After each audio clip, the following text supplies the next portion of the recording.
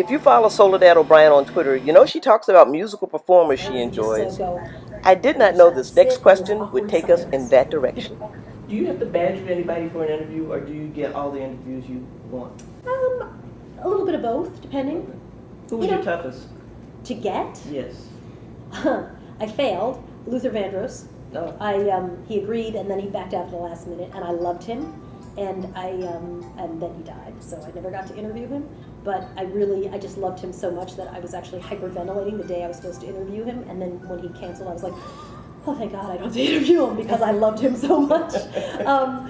Usually, I think most of the people know, I'm pretty clear about what I'm going to ask people. Like, I don't believe in ambushes. I hate that. I hate to be ambushed. I don't believe in ambushes. So they know what you're going to ask. Oh, absolutely. In fact, I want them to be educated in their answer. Right. So I'll tell them, like, listen, this is what I want to cover. So I think sometimes it's hard for people who realize, like, they know where this conversation is going to go. Maybe they don't want to talk about it.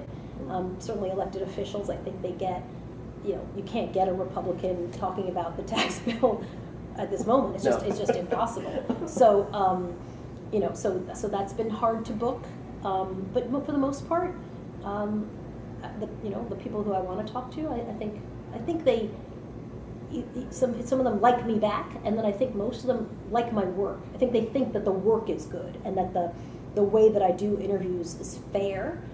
And they just want to be on a platform where, like, let's just make this fair. It just has to be a fair debate. It can't be that I'm going to sit in this chair and you're just going to go at me.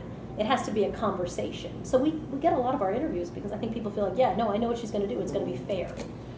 Wendy Williams had a problem just this week with Patti LaBelle talking about Luther's sex life. And Wendy said that she thought that as a good friend of Luther's, she should have said nothing when Andy Cohen asked about Luther's love life. I think she said that she outed him. Yeah. Was that right? I try not to weigh in on other people's sort of friendships with it. I wish that I had been friends with Luther Vandross so that anybody would care what I think about him, as opposed to my obsessive fangirling about him. But I don't know. I mean, Patti LaBelle, they were friends. They were really friends. So maybe she felt like this was the time. Wendy Williams has also outed a few people, not necessarily about their sexual preferences, but just in general about a lot of stuff over the years. Yes. So Wendy Williams is kind of the place to have people like, take a seat, we're going to go at you. So I'm not sure she's the one. I really like her. In a glass house throwing a stone. I really like her, but sometimes she just says things and I just can't agree with that. But I don't agree with anybody all the time. If you ever go look at the interview that I did with her, she did not like me. Oh, is that I'll right? tell you more about it afterwards. Yeah.